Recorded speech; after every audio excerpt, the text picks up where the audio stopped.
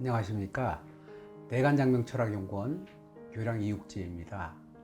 저희 대성TV와 대간장명철학원 유튜브를 시청해 주시고 구독해 주신 많은 분들께 진심으로 감사의 말씀 드립니다. 감사합니다. 선생님, 이제 개명 허가가 나면 개명 허가증이라는 게 나온다고 들었는데 네네.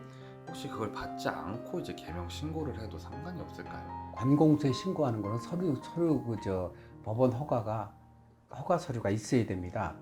구청이나 동사무소 같은 경우는 그 허가서가 있어야 되니까 바쁘셔도 허가증을 가지고 구청, 동사무소를 가시면 되고요.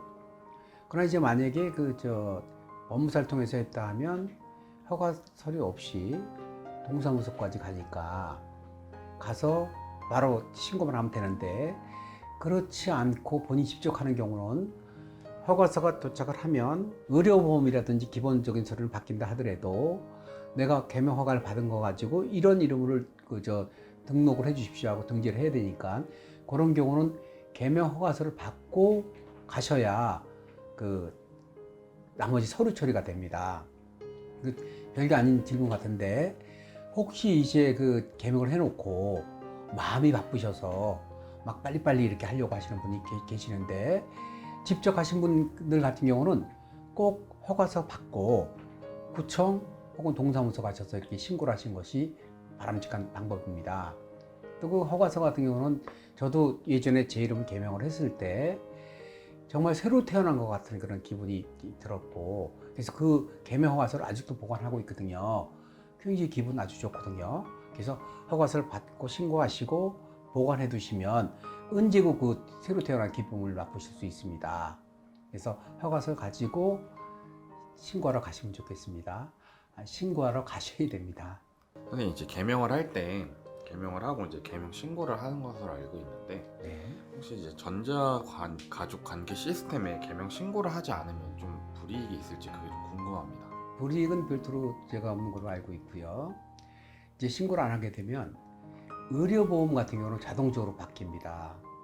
개명 허가가 되면서부터 내 의지와 무관하게 바뀌게 되고, 그 다음에 그것이 이제 구청까지 내려가게 되는데, 그 신고를 안 하게 되면 법원에서 자꾸 독촉을 하게 됩니다. 하라고 독촉을 하게 되고, 그러면 개명을 하려고 할 때는 다 그 의지가 있어 개명을 했으니까, 내가 혹시 설령 잊어버렸다 하더라도 독촉이 올 때 이제 신고를 하고 이제 바꾸시면 됩니다. 아까 말한 기본적인 사항은 법원 판결과 동시에 전산으로 다 처리가 되니까 구청 가서 신고하고 주민등록을 새로 만들면 되는데, 이런저런 절차가 아주 복잡하다 하시면 법무사를 이용하거나 하시면 법무사에서 동사무소까지 이렇게 처리를 해줍니다.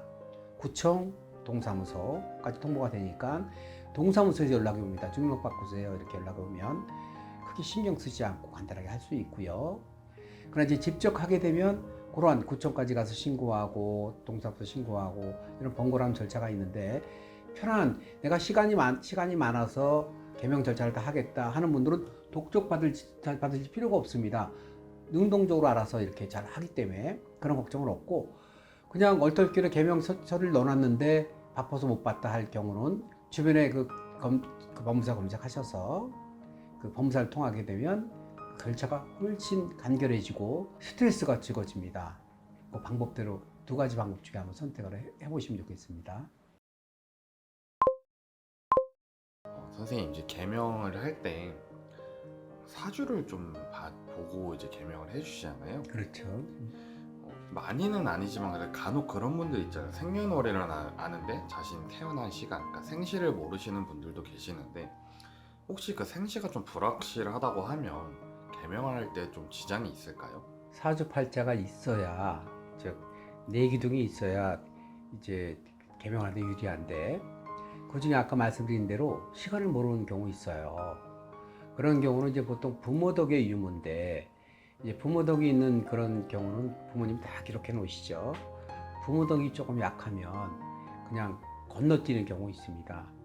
그 둘째, 셋째 같은 경우 바쁘게 살다 보면 이제 건너뛰는 경우가 있고, 혹은 이제 부모님 모친이 일찍 돌아가시거나 부친 일찍 돌아가시거나 하는 경우도 이제 그런 케이스에 해당되는데, 시가 있어야 풀리는 사주가 있고요. 또 시를 모르면 대강 이런 경우가 있어요. 아침, 점심, 저녁 이렇게 되면 또 그 풀리는 사주가 있고요.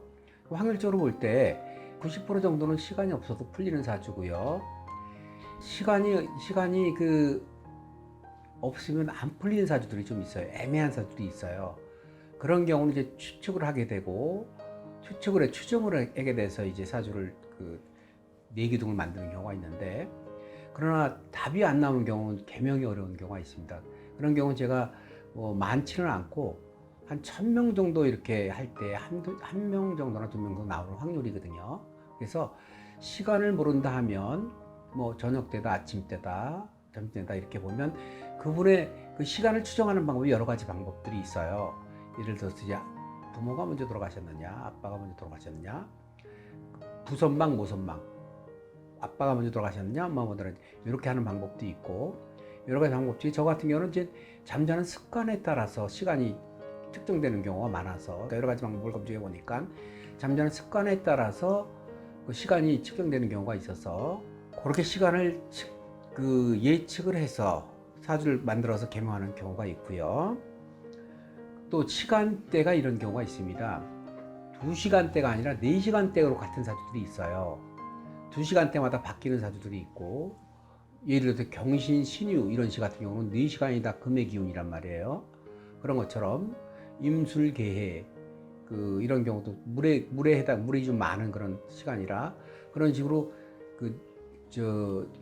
시간대가 4시간 단위로 넓어지는 그런 케이스가 있기 때문에, 만약 본인 시간을 모르는데 개명을 하고 싶다 이런 분이 계시다 하면 기본적으로 아침, 점심, 저녁을 한번 물어보고, 그것도 모른다 하면 이제 물어보시면 됩니다. 내가 이런 날인데 개명이 될까요? 이렇게 미리 물어보시면 이건 가능하네요, 가능하지 않네요, 이렇게 답변을 받으실 수 있어요.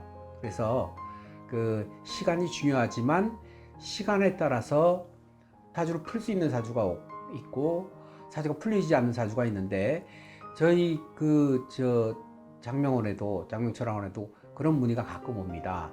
가끔 오면 제가 이제 묻습니다. 생년월일이 언제시죠? 이렇게 물어서 사주를 풀어봅니다.